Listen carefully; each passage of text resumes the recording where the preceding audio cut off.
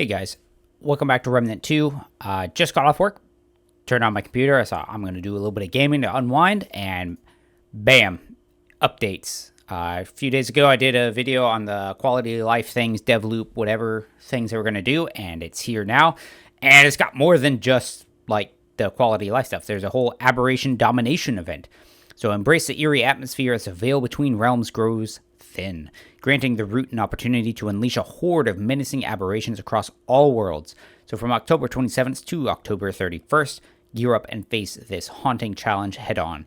Defeat these sinister foes and collect the elusive corrupted shards, a rare material with untold potential. Head over to the enigmatic Dwell in Ward 13, where you can trade these corrupted shards to craft corrupted versions of some special weapons. Show the root that even in the darkest of times, our resolve shines brighter than ever. So, kind of sounds like as you like do things, there's going to be, random things where root guys like show up, which is going to be kind of cool. I think that'd be cool. I always thought that would be something kind of neat to do, where root just starts invading different worlds and kind of shakes it up a little bit, right? And it sounds like these like corrupted versions of some special weapons is going to be like basically like different skins for your weapons, which will also be really cool, because I do really hope that they add in like different armor skins and stuff, because they did that in Remnant from the Ashes. Having it in this one would be pretty sweet. But on top of that, they did a whole bunch of other changes. I mean, it's like a lot. You can see all of the things that they've freaking tweaked, updated, fixed, all these like issues. It's quite a bit. But some other general quality of life, some performance crashes and stuff, whatever. Wait, there was something else I thought. Performance issues with some of the bosses, yeah. Quality of life, evade detection and multiplayer thing. Multiplayer join process for an overall smoother progress, experience. Create a gear preset and then recall it with a single button press. This includes weapons, mods, mutators, archetypes, skills, relics, fragments, etc. Loadouts will also save and recall traits, but will only recall them if you have the Orb of Undoing in your inventory. Okay, so you gotta have it, but you can't use it during combat, which makes sense, because that would be a little too strong if you could just switch builds in the middle of combat. And then they've got some progression things, so like they mentioned in the thing, changes with the armor ratio, damage reduction, stamina costs and stuff, and then they tweaked the strong back trait, changing it to like up your roll thing instead of being like reducing your stamina, your encumbrance load. Please don't mess with my microphone. Yeah, so all that, and then here's all of I'm not going to go through all of them because it's a lot of stuff here, but they tweaked a whole bunch of things. And a whole bunch of them are like things that I was just using here recently. So like I'll probably revisit some of my Doom guy kind of setup. There's some other builds thing that I was actually going to record today so I could post it tomorrow. So that'll be kind of tweaked up a little bit. Rune Pistol got a nice little tweak. So instead of being like a single cast, activate the Rune Pistol mod and then it brands the guys that are nearby. Now it's an aura. So you walk around and as you get close to them, it marks them. And then like anybody you walk into can get like taken out for that healing thing. That way it's not just a one-shot thing. But a thing I'm pretty excited for too is they upgraded Rampage. I say upgraded. They updated it. That and Juggernaut.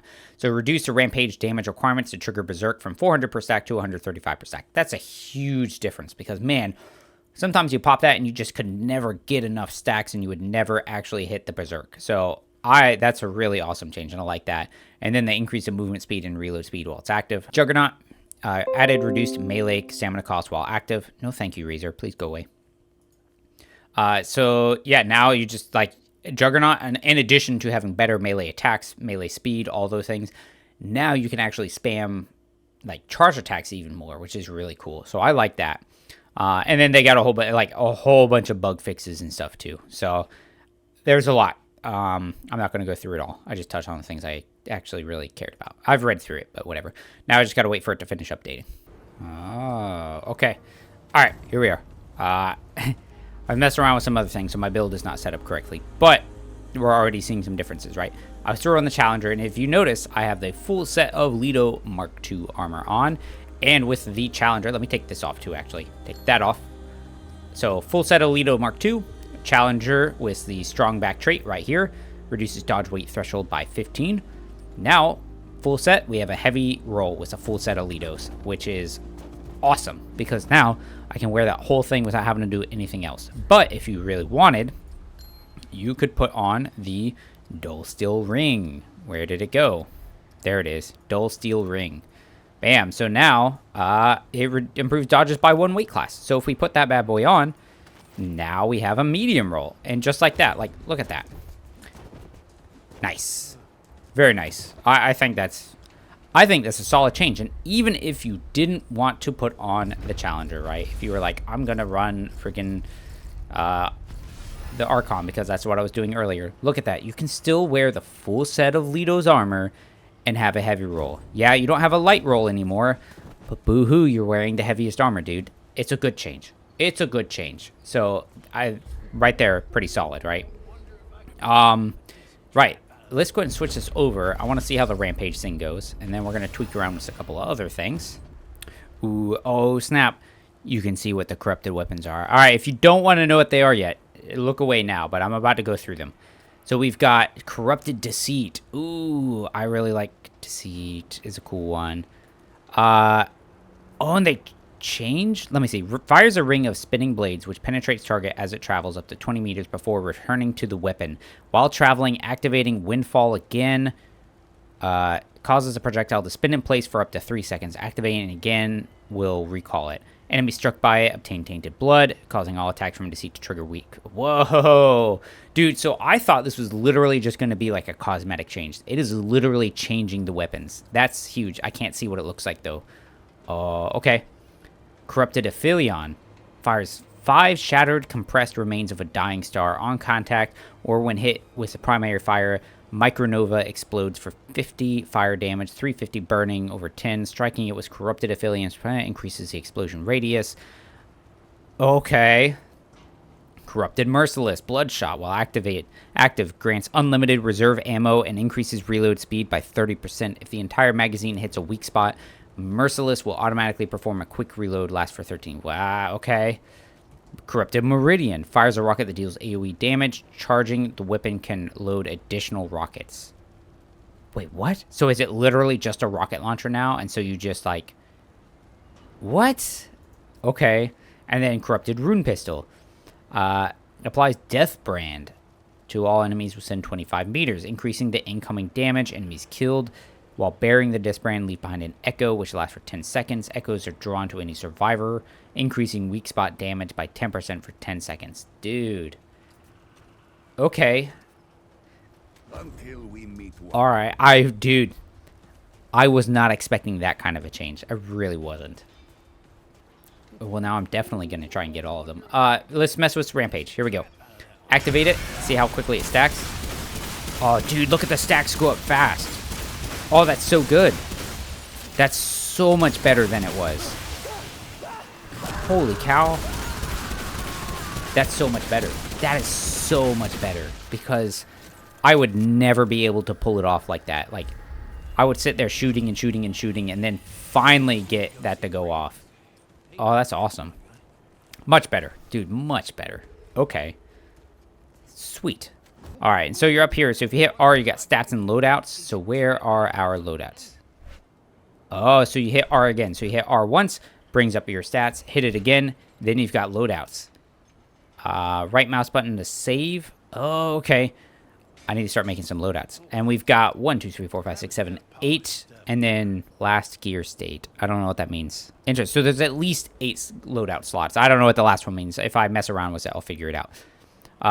That's pretty awesome. I mean, I have more than 8 builds set up. But, you know, there's only a few that I really like. So that's pretty cool. All right, we're going to mess with Shield Strike real quick while I'm thinking about it. Because I've used Shield Strike on Spectral Blade before.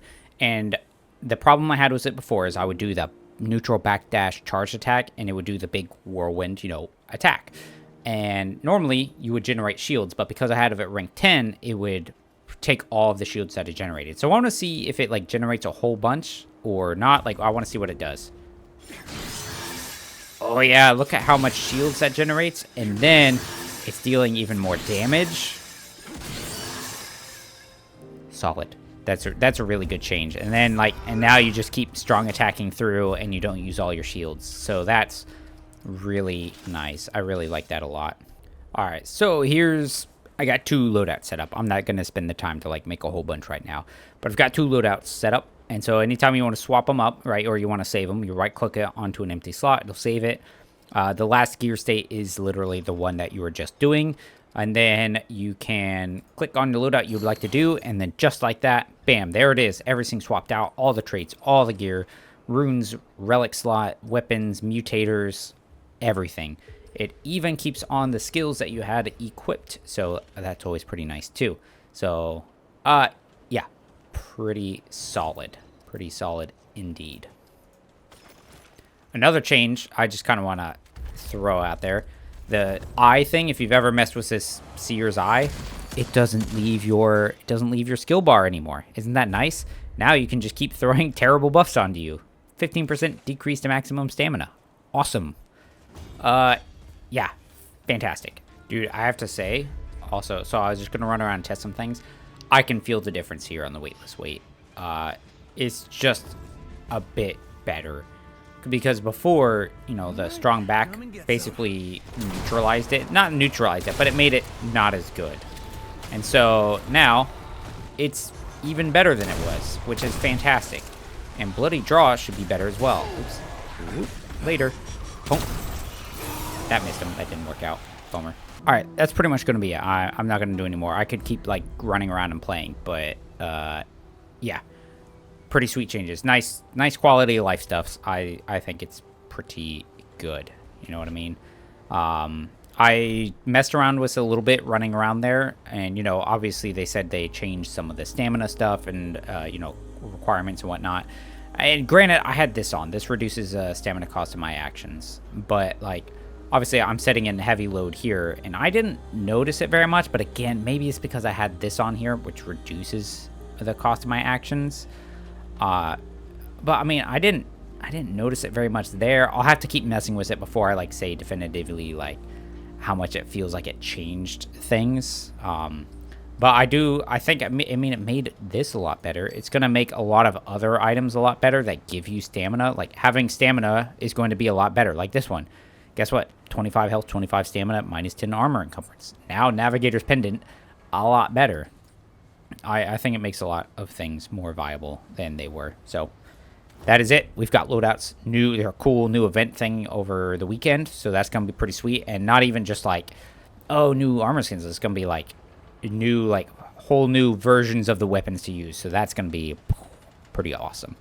Thank you guys for checking out. Nice quick little video, I think. And until the next one, take care.